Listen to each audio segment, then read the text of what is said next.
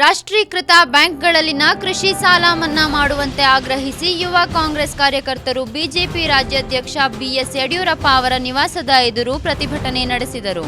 Dollars ಕಾಲೋನಿಯಲ್ಲಿರುವ Yediyurappa ಅವರ ನಿವಾಸಕ್ಕೆ ಮುತ್ತಿಗೆ ಹಾಕಲು ಯತ್ನಿಸಿದ ಯುವ ಕಾಂಗ್ರೆಸ್ ಕಾರ್ಯಕರ್ತರನ್ನು ಪೊಲೀಸರು ತಡೆದರು.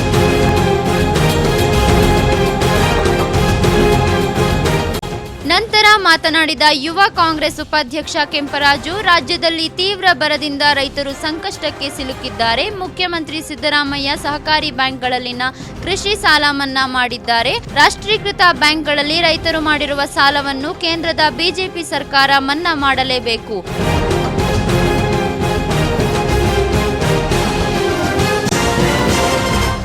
ರಾಜ್ಯದಿಂದ 17 ಜನ ಬಿಜೆಪಿ ಸಂಸದರು ಆಯ್ಕೆಯಾಗಿದ್ದಾರೆ. ಅವರು ರಾಜ್ಯದ ರೈತರ ಋಣ ತೀರಿಸಬೇಕು. ಇದಕ್ಕಾಗಿ ಪ್ರಧಾನಿ ಮೇಲೆ ಒತ್ತಡ ಹೇರುವಂತೆ ಬಿಜೆಪಿ ರಾಜ್ಯಾಧ್ಯಕ್ಷ ಬಿಎಸ್ವೈ ಅವರಿಗೆ ಮನವಿ ಮಾಡಿದ್ದೇವೆ. ಅವರು ಸಕಾರಾತ್ಮಕವಾಗಿ ಸ್ಪಂದಿಸಿದ್ದಾರೆ. ಕೇಂದ್ರ ಸರ್ಕಾರ ಸಾಲ ಮನ್ನಾ ಮಾಡದಿದ್ದರೆ ಮುಂದಿನ ದಿನಗಳಲ್ಲಿ ಜಿಲ್ಲಾ ಹಾಗೂ ತಾಲೂಕು ಮಟ್ಟದಲ್ಲಿ ಪ್ರತಿಭಟನೆ ಹಮ್ಮಿಕೊಳ್ಳಲಾಗುವುದು ಎಂದು ಎಚ್ಚರಿಸಿದರು. Neha, JTV news.